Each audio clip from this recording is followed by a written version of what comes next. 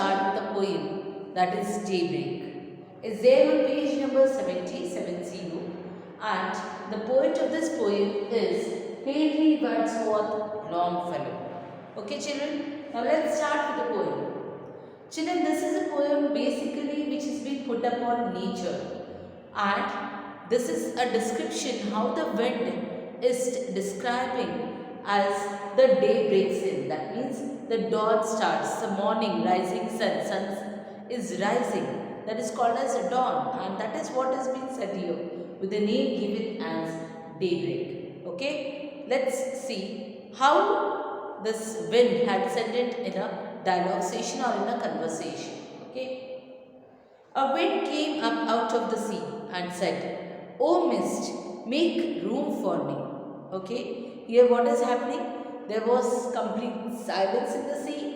The wind was not moving much, but as the sun is rising, as dawn is happening, as the sun is rising up and the day is going to start, what wind is saying? Wind is coming out of the sea, and he is saying to the mist that just give space to me also. Let me also take up some space. Make some space available for me also. It hailed the ships and cried, "Sail on, ye mariners, the night is gone." Okay. Further, it hailed the ships, means it greeted the ship persons. Okay. And further he said, "Sail on." He asked, the wind asked the sailors to continue with their journey. Why? Because already the night has ended up and day has started. That is what wind is saying to the mariners or to the sailors. And hurried landwards far away, crying, "Awake, it's the day." Okay. And then now the wind moved on from sea. Then he had a word with the sailors, and now the wind has moved on to the land. And there he is again crying, he is again shouting, he is again saying it loudly, "Awake, it's a day. Get up everyone, now the day has started." It said on to the forest, "Shout, hang all your leafy banners out." Okay, then the wind went to the forest and he asked the forest or the trees there to create murmuring sound and open their leaves. Okay, as they are the flags of nature. I will repeat with this. Now the wind went into the forest and asked the trees to blossom, to make the murmuring sound, and then open the leaves. As why they should do it? Because they are the flags of nature. Who are the flags of nature? This tree, this forest are the flags of nature. Okay. It touched the wood bird's folding wind and said, "O bird, awaken and sing." Okay. Then next he went to the bird who was sitting on the woods of the trees, and then he said to the bird, "Wake up, wake up, now the day has started." And he touched to the folded wings and asked them to open up their folded wings and fly up in the sky. And over the farms, O Chanticleer, your clarion blow, the day is near. Okay.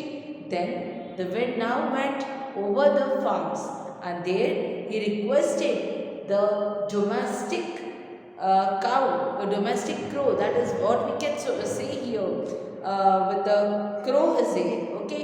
So he makes up with that morning sound, if you are knowing. Okay. So he asked that domestic crow to make up with the morning alarm and say, "Blow the day." Okay. Your clarion. Clarion means a trumpet with a shrill sound. Kukuruchku, kukuruchku, that sound has been made. So he is asking to that to make up that sound and tell everyone now that the day is near. Day is already started. It whispered to the fields of corn, "Bow down and hail the coming morn." Okay. Now further, now wind has reached into the fields of corn in Makkah. Okay. And asking the corns to bow down. Why? Because now they are already filled up with the seeds. Okay. And ask the corn to bend down and hail the coming morn. And they are asking, and when wind is asking to the corn to greet the approaching day. It shouted through the belfry tower, "Awake, O bell, proclaim the hour." Okay. Now the wind again went to the was passing through the belfry tower. What is belfry tower?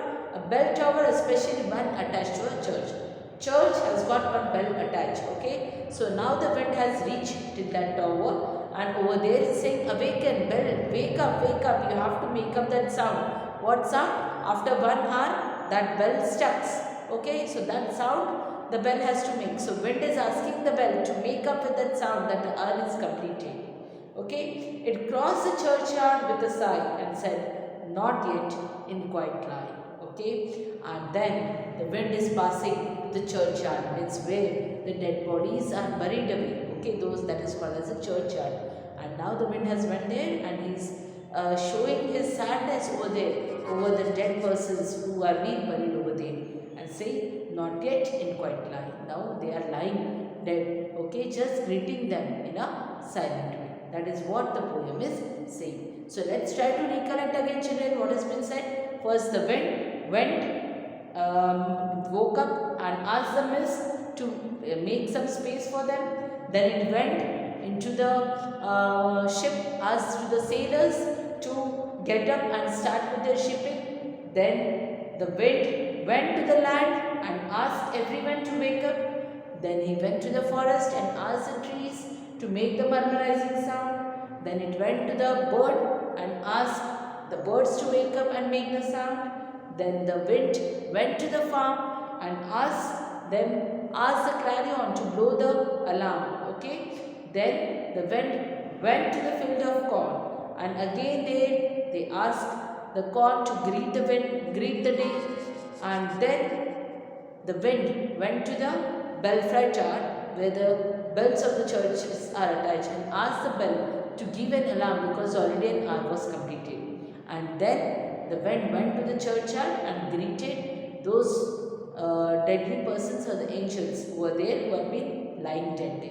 Okay, that is all is this poem all about. This poem is basically a poem which is completely describing the nature and how the wind has an interaction with different aspects of nature. That is what has been told here.